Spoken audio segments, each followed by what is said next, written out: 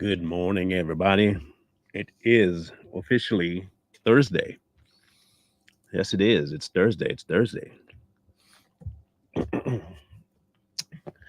going to be talking about the pale horse today. I'm actually looking forward a lot to tomorrow's.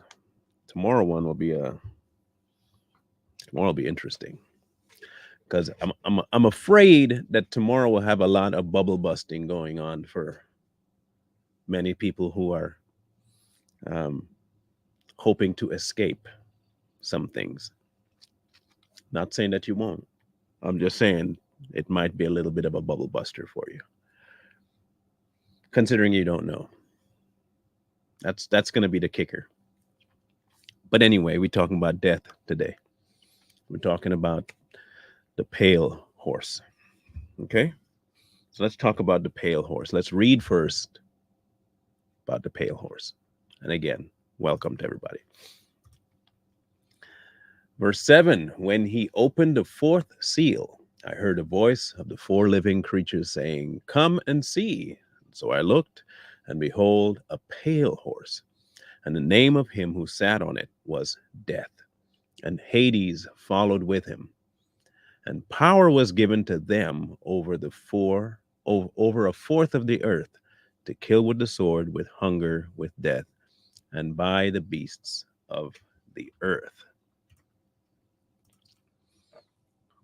All right, so let's do a little bit of let's do a little bit. I don't really know how to do this, but I'm going to try and do it. Um, let's find out here. What is the world population right now? The world population is at 8 billion people. 8 billion. Okay. So let us figure this out. Um,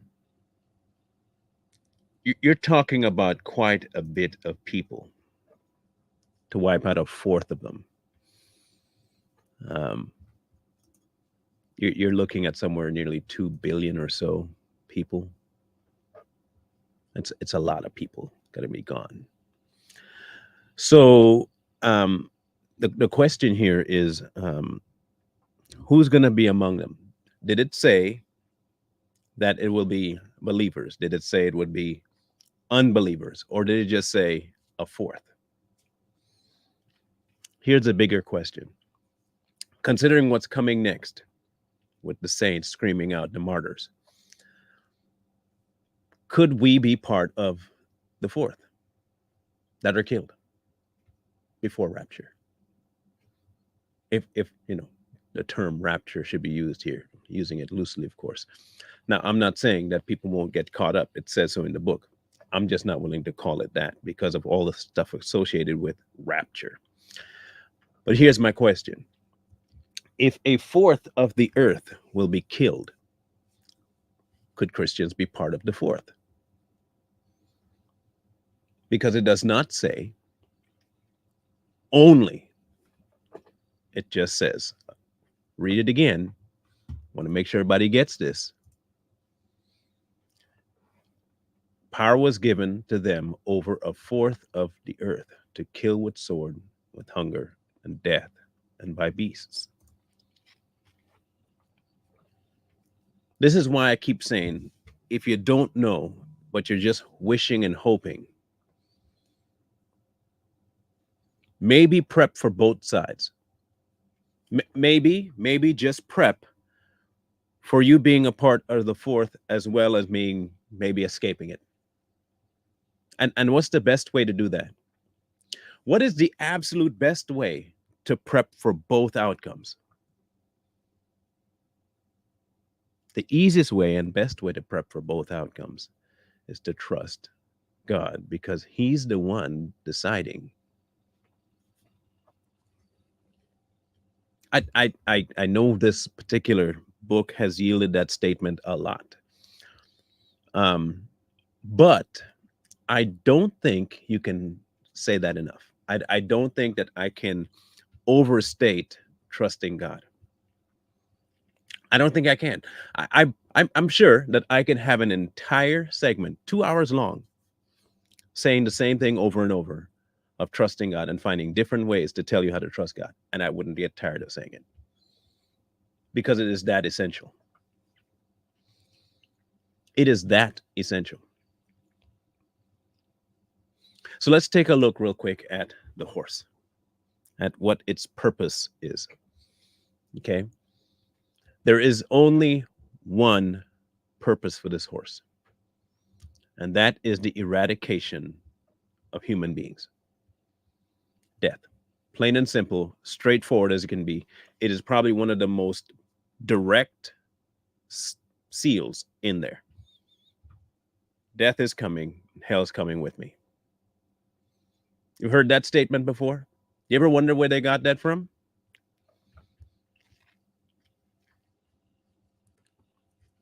You ever wonder where they got that statement from?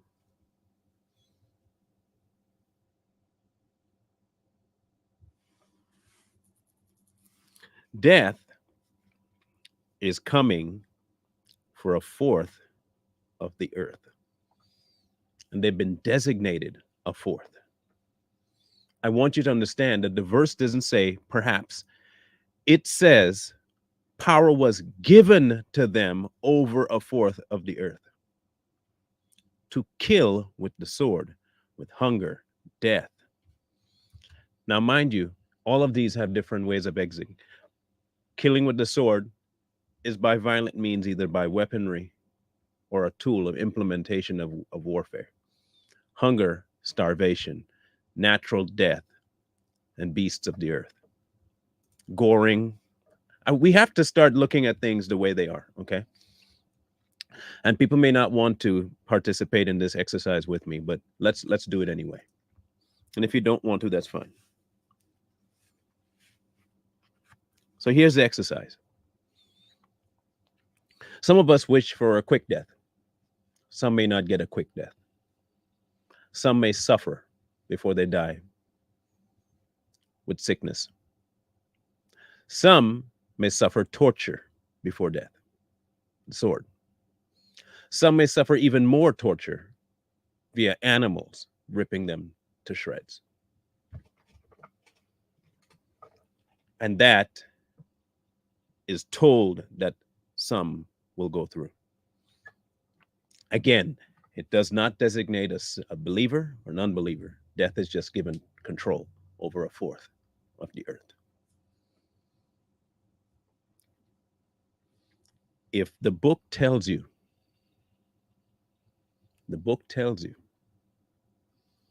that you are going to die, possibly die, in some of the most horrific ways, are you ready? Are you ready? Now, I'm not saying you can't be a little bit scared of it. Heck, you're about to die. So that's expected. That mindset is expected to hit you at some point. That if you live long enough, and this takes place in your lifetime, you could be one of them. You could be scheduled to be cut down, eaten by animals, tortured in death, go out with one of the most horrific sicknesses. Or you could exit quickly in either one of those circumstances, but you don't know. It may not even be around that time that you exit, but you could exit that way. If you were to be told tomorrow that you have a terminal illness and you have 2 weeks to live, would you consider that a blessing or a curse? Say you're one that has been prepping to leave this earth with your old age. Nothing's wrong with you. You feel fine. But you're going to find out that you're going to die here in the next couple of weeks.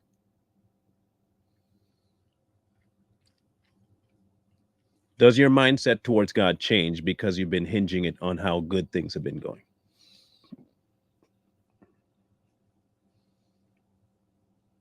Your health starts to fail. Things just start going south all of a sudden.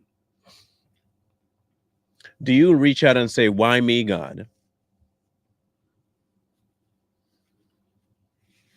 Or do you say, "Such it is, not my will"? I mean, a lot of us say it. And there are some of us who, yeah, we go through it and we've been and said, yes, whatever it is, it is. Now, amplify that to the point of which they're talking with the pale horse, where everything is coming down and you are scheduled, but you don't know it. You don't know that you are one of the few that are going to be part of the fourth. You know what an unbeliever would say if this happens to you? He's not blessed by God. God wouldn't allow that. And you remember remember you've heard this too. Why would God allow this, and this? Why would God, if he's such a good God, why would he allow blah, blah, blah, blah, blah? Let me ask a question of you. What do you deserve? What do you and I deserve? What do we deserve? That's my first question. If I'm a believer, what do I deserve? At the very core of life, what is it that I deserve? Death and hell. Yes, I deserve that. Literally, to the very T, the letter of the law, I deserve death. That's what I deserve. What I've been given is completely different. But what I deserve is death. So don't ask, why would a good God do that or allow that? Rather ask, only a good God would allow you to live.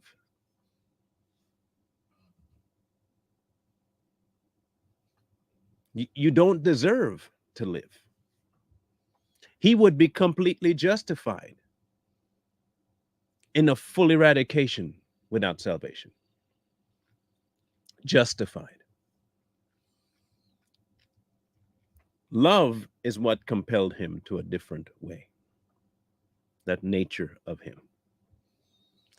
But love also will not coerce. And if love doesn't coerce, you have a choice. You have here in the fourth horse a testing of what you don't know. You don't know how you are going to exit this world. Nobody does. Even if you are given a terminal diagnosis, you don't know how you're exiting. You got a concept, you got an idea. You have a concept. You don't know how. Some of these disciples and apostles knew that death was going to be their end because they saw it happen to others. They had no clue how evil people were going to put them down. They just knew eventually they would. And some of these men endured some ridiculous stuff.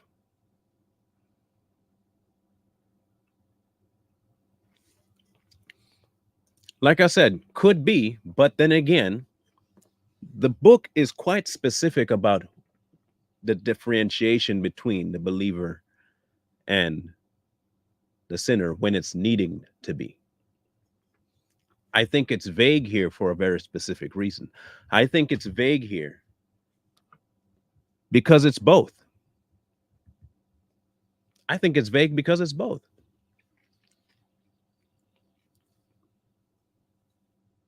Now, tomorrow, I'll break what I think about that down because there is a whole nother school of thought when it comes to that sixth seal, the fifth one. Fifth one? Yes, the fifth one. There's a bunch of schools of thought about how that's going to go. And I have my own thought process about it. But my biggest thought process about it will not change a whole lot between now and then. But death is sent. And if death is sent, and mind you, this is all during the times that we are supposed to be tested before we leave.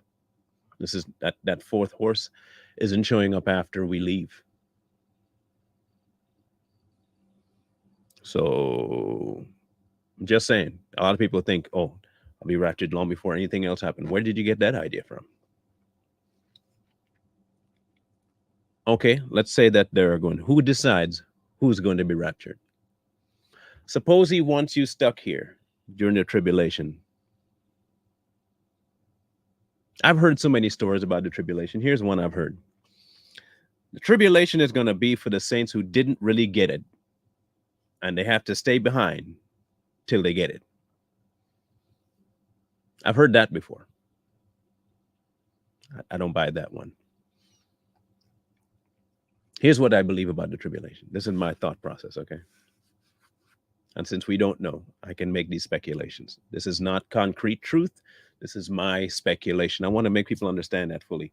This is not me saying the Bible says. I'm telling you what my speculation is because I don't know. I do believe there are going to be some of us that will be left here throughout that tribulation. I don't believe every Christian is going to be raptured. I do not believe that. Because the Bible, for one, does not say that. It doesn't say that at all. In fact, it mentions the tribulation that having saints there. So I don't know how everybody's going to be gone, yet still there are going to be some here. Just saying. So I don't think we're all going to be gone, but I do believe there are going to be some left that are going to be going through that for the purpose of other people being saved. That's just what I believe.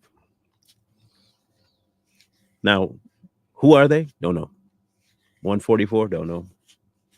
Don't know who they are either. It says, yes, it's from the tribes. Yeah. Who the tribes? Don't know. Who does? God does. I have one charge, and I keep telling people I only have one charge. Follow God, keep his commandments. That's all I got. That's all I got. If I just do what I'm supposed to do and let him take care of the rest, I'm not worried. Remember I told you yesterday I don't care. This is why I don't care. There is a level to which you have to know God enough to not mess with the side of life you ain't got control over. You see, and that's what I think. That's what I think. The stronger ones will be left for that. I'm not saying the ones raptured are weak. I'm not saying that at all. But the only person that knows who and why is him, which is why I'm not concerned about it. But if I am ready, either way, whatever his will is, I will accept. And I think I've said that often enough here. I've said that often enough, but I think too many people that are believers do this. They put all their eggs in this rapture basket. And that's what they live for, is the escape. And in living for the escape, you know what you end up doing? You have less consideration for what happens now.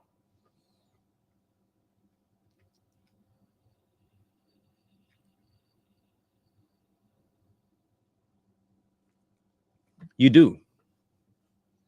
You are looking forward to your escape. And that is all you worry about, is that you're not going to be here.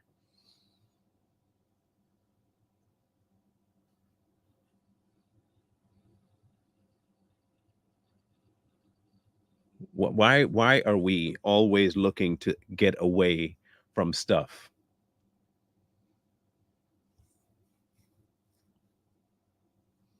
You remember when the disciples got put in prison and the jail doors got open?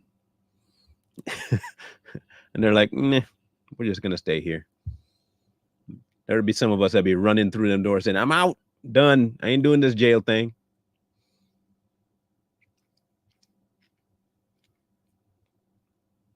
We want out. We always want to be free from the consequence or free from hard work. We don't want that. We just give me some peace. Again, I'm not saying not to look forward as though you are going. That's, you know, I'm just saying don't make it your emphasis of living. Like you're just living to escape what's coming. Like you're not the one in control of that. And if you are a soldier, which we are supposed to be in his army, then you should be prepped to go to the front line, to the mid range, or cleanup duty. You should be ready for either one. You should be ready for all of it, not trying to escape any of it. If he decides that's what it is, but you don't know. You set yourself up for a little bit of a disaster with that.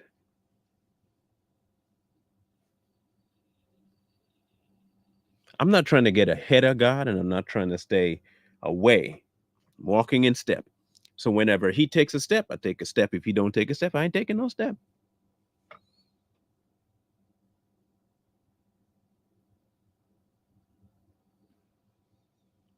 He didn't tell me all these exact details.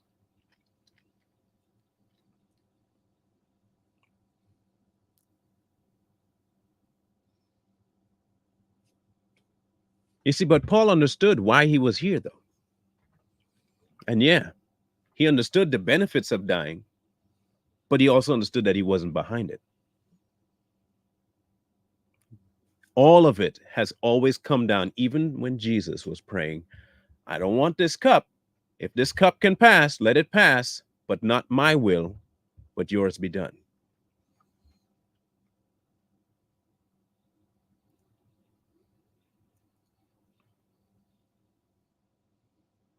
We have been conditioned to think that we are the prize. That's the unfortunate reality. We have been conditioned to think that we are the prize. Jesus died for me, right?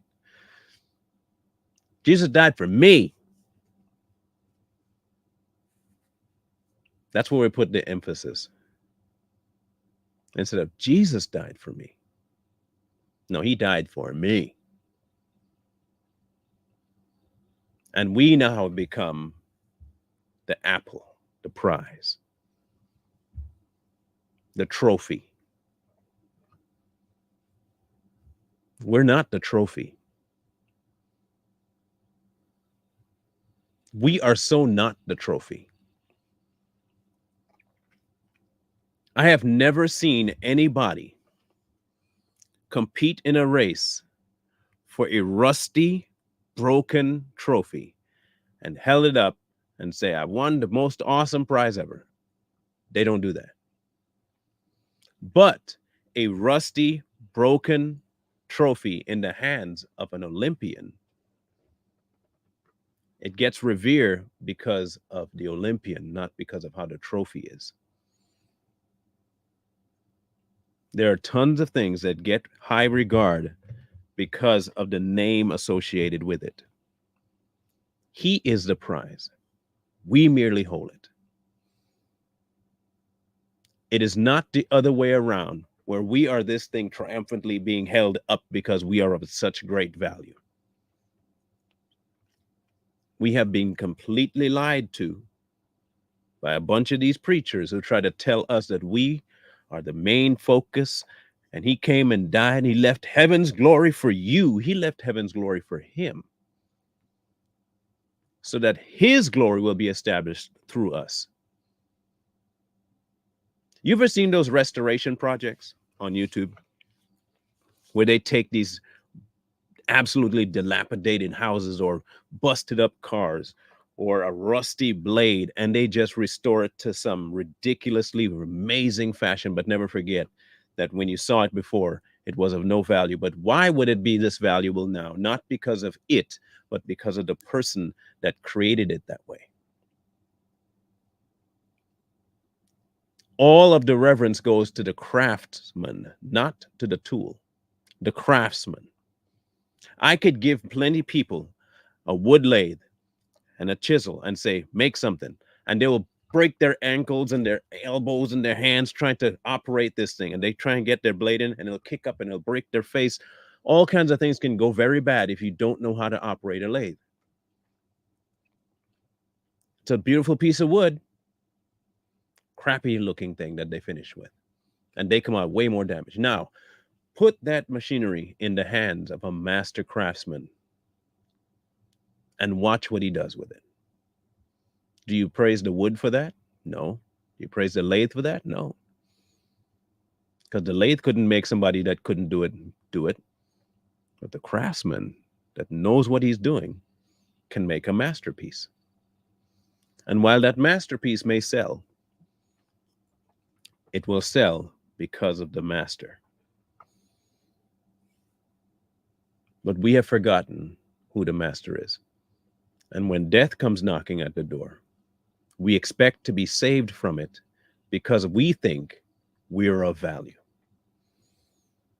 We're of value, intrinsic value. Even atheists want to tell you, why would you believe in a God who does not think that you are valuable? We forfeited that value. He's trying to restore what value we may have had before the fall. Value that came by merit of who he is, not even because of who we are. Adam became of value because of the breath that was put in him, not by virtue of being dirt.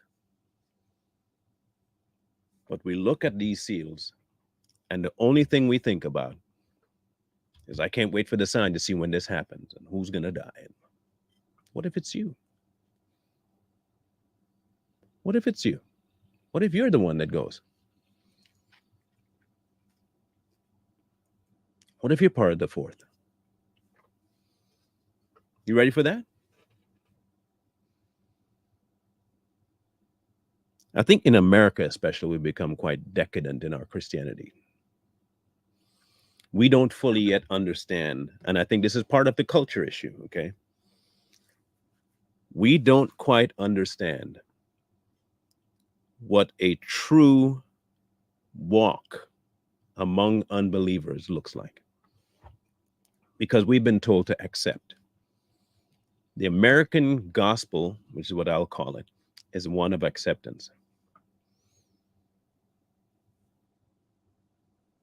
We're the prize, and two, people are the best thing since sliced bread. Love everybody equally. Not saying not to love people, don't get me wrong. But our version of love is to allow. Real love tells you exactly what you're supposed to do. Whether you like it or not, this is the life you're called to live. You don't want to live it, fine. I can tell you don't live it. But I will also love you enough to tell you the consequences of not living it. Not taking Christ. I can tell you the consequences of it. That's not me being hateful. That's being factual. This is what will happen to you. You don't want that to happen to you, then make a choice. But also, making the choice because you don't want that to happen to you is no choice at all. You're doing it to escape stuff. It might be the catalyst to get you to come to God, not saying no. Tons of people come to God out of fear of hell and eventually find a relationship once encountering him because of that fear, no doubt.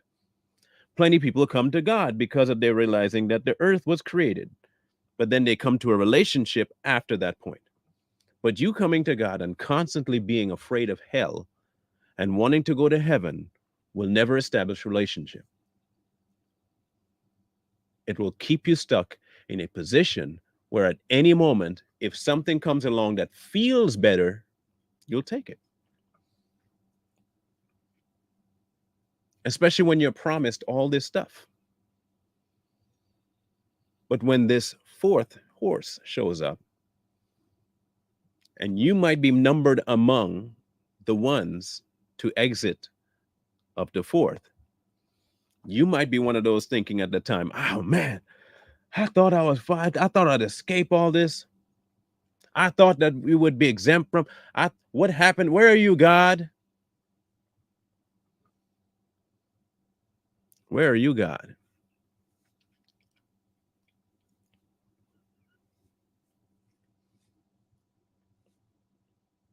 How did we get to that point? How did Christianity? I mean, like I said, I'm limiting this for the American Christian right now. How did we get to the point where we have considered ourselves better? How?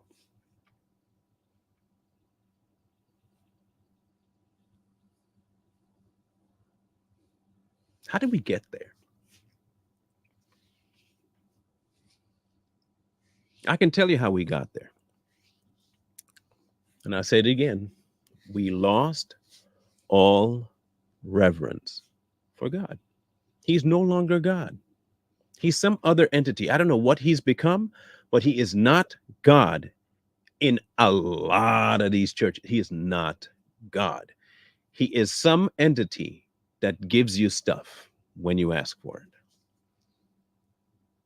And that is not prepping anybody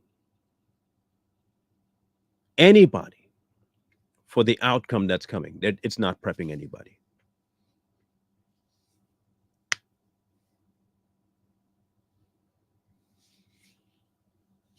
But we have become that. And when people read this verse, him who sat on it was death, and Hades followed with him, and the power was given to him over fourth of the earth to kill, but the sword, hunger, death, and by beasts of the earth. The first thing American Christians say is, well, at least I'll escape that.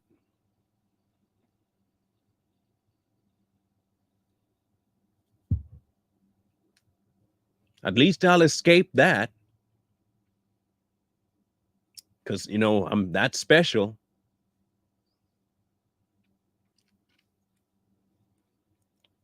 You're already fooling yourself. Here's why you're fooling yourself. Because you still believe that what you are is the prize.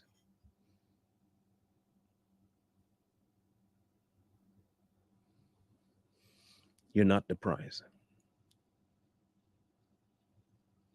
We are not the prize.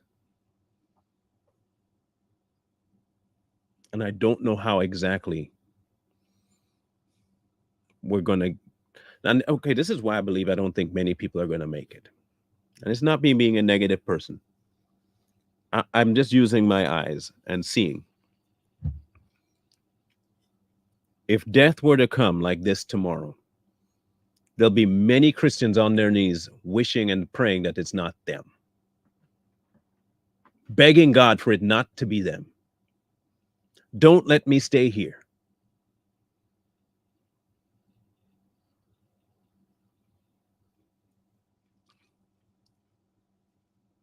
Don't let me stay. Please, just take me away from all this trouble.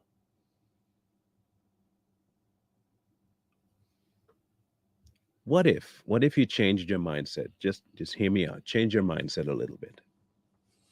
How about you adopt the same mindset that was in Christ? I don't want this cup, but if it be your will, not mine. Why do we constantly pray for the escape and not pray that God will be done, regardless of how we feel about what we're going through? We're always looking for a way out. Always. We don't want to go through nothing. We're above going through stuff.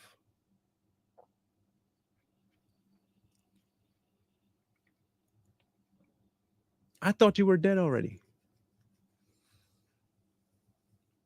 I was pretty sure that as a believer, you're dead. Or did I read that wrong? Did I read wrong when it says that you die to self? If you die to self, why are you still trying to save self? If you are part of the fourth, why should it concern you when you've already been counted among the dead? and your life is now hid in Christ. So no matter what happens to your mortal coil, it happens to the mortal coil. You are secure. If that's what you really believe, then death ain't no big deal.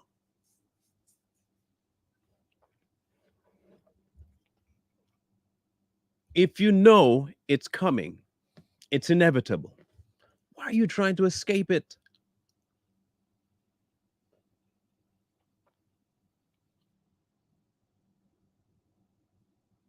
Hmm? Why are you trying to escape it?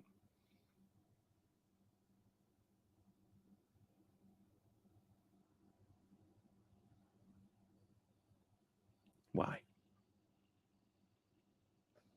The life you live, it's no longer you, right? That's what it says. Good. If your life is no longer yours, you have nothing to save. It's hid somewhere else. And this mortal body can happen to it whatever can happen to it, it will not be a concern of yours.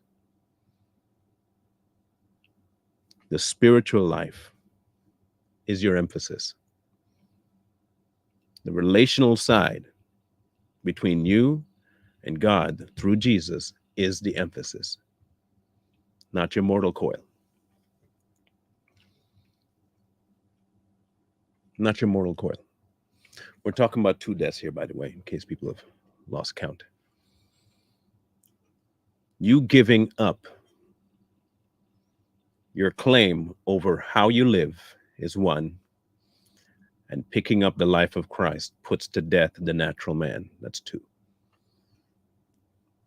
The second phase of it is that your body, human body, is under the authority then of Christ. You no longer have a say over how you exit or how you remain. When he says jump, you jump.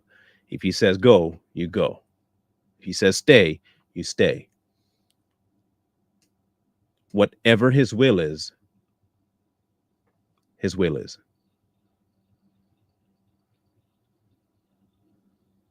I am dead to control over my life.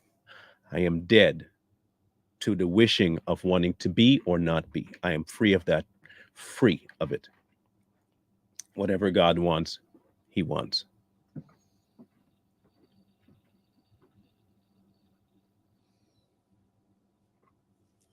So whether I stay or whether I go, it's by his decree. I don't question. I don't ask why. I just take it. What we have become, unfortunately, a body, a group of people that put us ahead of what he wants. And when things like this get sent out, death and Hades, and you are seeing death all around you, and the first thing you wish for is to be spared. Just maybe your emphasis is all screwed up.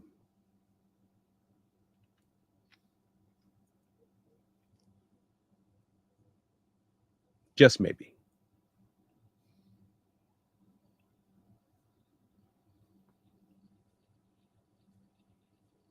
Just maybe.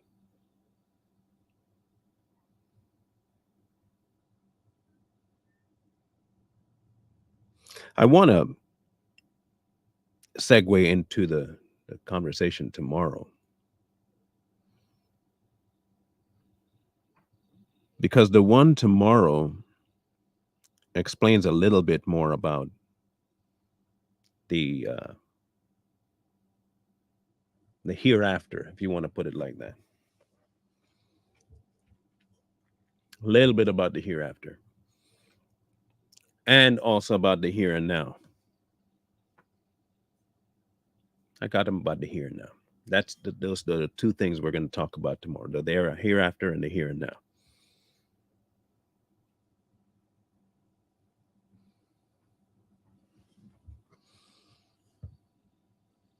And where our emphasis actually ought to be in regards to both.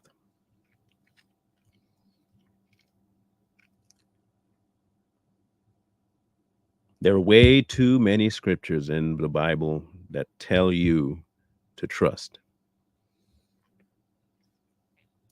And a lot of the times we trust him for an answer to our positive outcome. Tell me I'm wrong.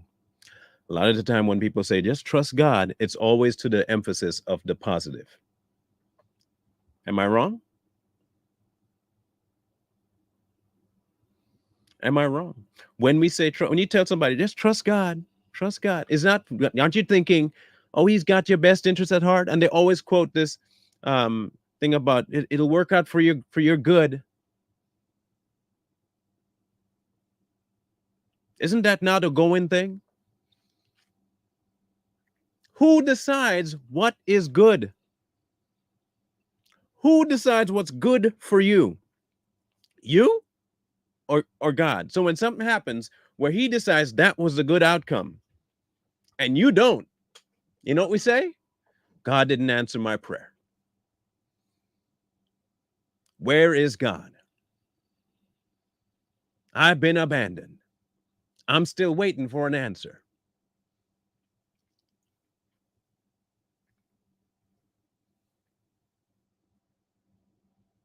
Every time you say trust God, that's what it is, to the positive.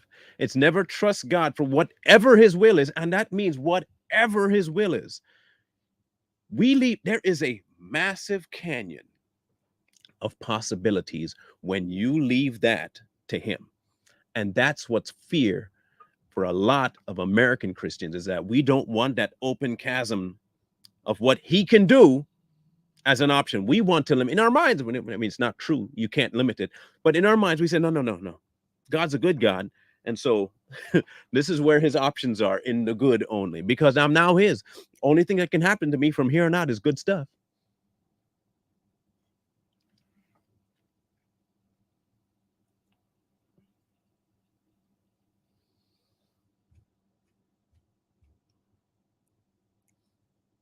That ain't trust.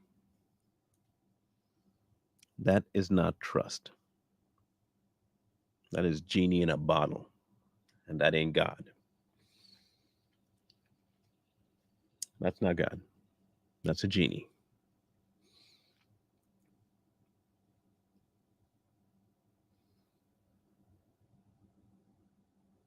In any case,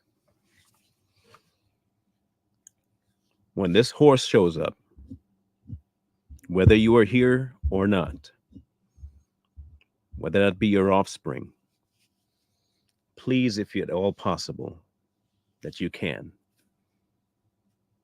remind them of who is in charge of all of this. Please remind them of who is in charge of all of this. You enforce upon them the reality of this, please.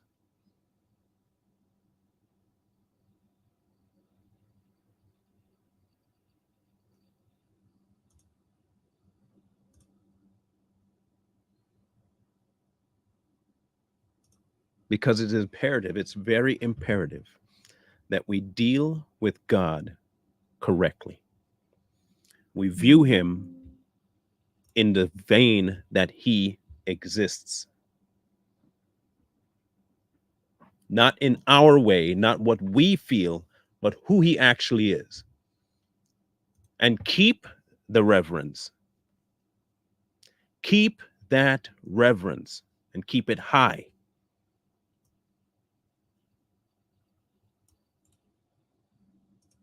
Because if we don't, you end up going into a whole bunch of trouble with your fake idea of who God is.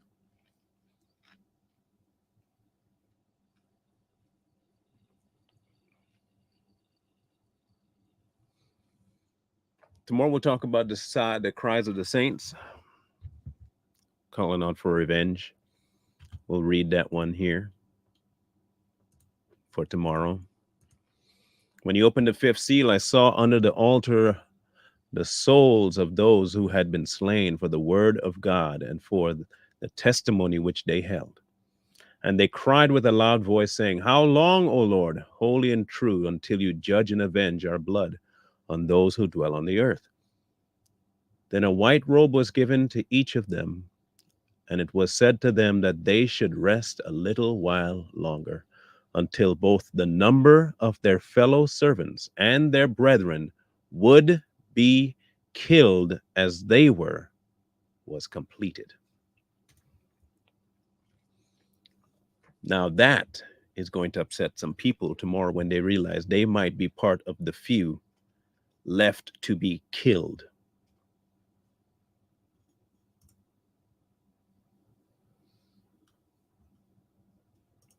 Just saying.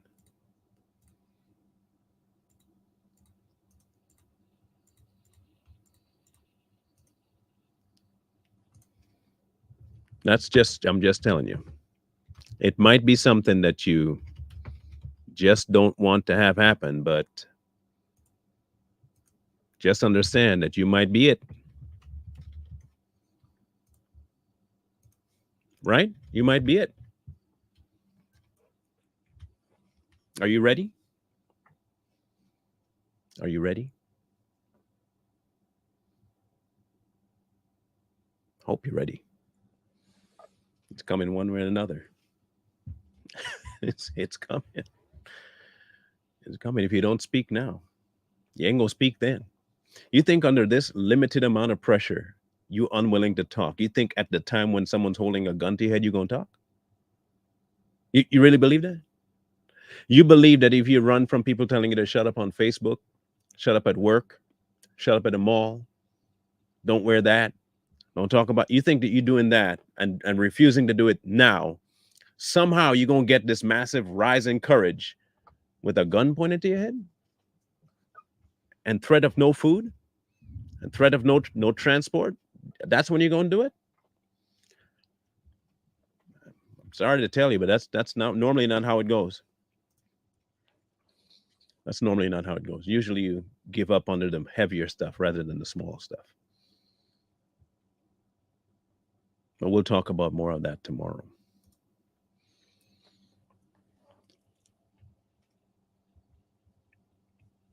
The event is secured. The location is secured, people, just so you know, for the family event in July. It is secured. We are set to go. The only thing I'm working on now is the team for the worship session. And I have vocalists and all that stuff. So we're getting there. It's about that crunch time now and working out the menu for the Friday. Just a reminder, the Wednesday session will be streamed to Straight Talk, possibly to Too Strong. I'm still working in cahoots with Corey about that one, but it will be streamed to Straight Talk for sure. And then the Thursday session of the breakout will not be streamed. However, we will go over some stuff when I get back on the program. I may even have Straight Talk still available that morning because we start at 10. So I don't know. It depends on how much I have to get done. But if that's the case, just make sure that, you keep your ear to the ground about it. But if you are coming, the schedule right now is 10 to 4. We'll have an hour-ish in between there for your lunch break and stuff like that. But 10 to 4, both days, Wednesday and Thursday. Friday, we meet at the park, and there'll be a big pavilion secured too, and you'll be able to just do your thing. There's water, there's a playground for the kids, there's a hiking trail, walking trail. You can go walk everywhere you want. So it's really not, and by then it'll be nice weather. It'll be hot, but there's water right there that's really cool, 55 degrees. So you can go cool off, get back in the heat, go cool off whole day. So we're just going to hang out, eat, get to know each other. And so that'll be Friday. And then you guys can take off or hang around Washington State as long as you want. Doubt it, Brenda. I don't think there will be anything tonight. We've been looking for what to go live about, but it's not just any old topic. So anyway, if you have not signed up for the event yet, please go do so. It is still a lot of room on there. We have a lot of space available still. There is the event website, eventcreate.com/E /MWGF. Tons of seats still available. I think only 15 or 17 people have signed up, and the event site has more room. So if you still want to come, feel free to come. Feel free to come. But like I said, Wednesday will be streamed. The rest of it will not. Okay. Maybe I might think of recording it, the breakout session, recording and then putting it up. But streaming will be very difficult because it's multiple spots are going to be there. This is in Washington State, Arlene. This is going to take place in Washington State, specifically Wenatchee, and we do have an airport locally here. If you need a ride from the airport, we can arrange that. Even if you need a ride from Seattle, we can figure a way to do that. But there is a shuttle that goes from Seattle to Wenatchee. And I think it's every 4 hours it runs or something like that. So feel free to make it. It'd be great to meet you guys. Remember, Corey will be here, myself. You'll get to meet the wife. And hopefully Lonnie says he could do one of the breakout classes. So that'll be good. Felton, unfortunately, will not be able to make it. So that'll be one change. He is dealing with some health issues. So if you guys are up to it, please pray that his health either improves or that he can be spiritually content with his lot. So, and he is completely dealing with the way God should deal with things. So he's handed a lot of that over to God, and I commend him on that because he's dealing with a lot. But he does rest in that knowledge. So Corey, myself, my wife, another female speaker, and hopefully Lonnie will be the ones that are going to be tackling this topic. So please feel free to come. Still working on the commercial. Yes, I'm a lackadaisical person, but I have a lot going on. Okay. Sue me. We will talk tomorrow about the souls calling for retribution on the fifth seal. Okay. And then we will deal on Monday with 6 and 7. The 6th and 7th one are the kind of more I guess we can do some more conspiracy theory dabbling in that one, especially 6. Okay. Anyway, love you guys. Mean it. Is there anything else? I cannot think of anything else. Can you guys think of anything else? No. Only thing scrolling at the bottom. And someone asked about Apple Pay. I have nothing Apple, so I can't do Apple Pay.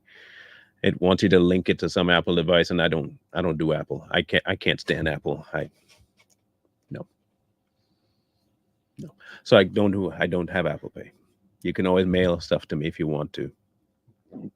I can just inbox me and I can give you my address. Okay. All right. So love you guys. Mean it. We'll catch you guys tomorrow for another episode, and Savage Patriots tomorrow. Sorry we missed yesterday, but we had too many conflicts. Too many of us were gone, and it'd be easier. The topic is too robust for just 2 people. We want more input. So I'm also waiting to get a couple of feedback from another interview we're trying to have as well. So keep your ear to the ground for the Savage Patriot stuff, and we'll talk then. Wisdom calls to you from the streets. So please, please, please find wisdom. Peace. Hold tight the dreams, for if dreams die, rely on yourself in no way.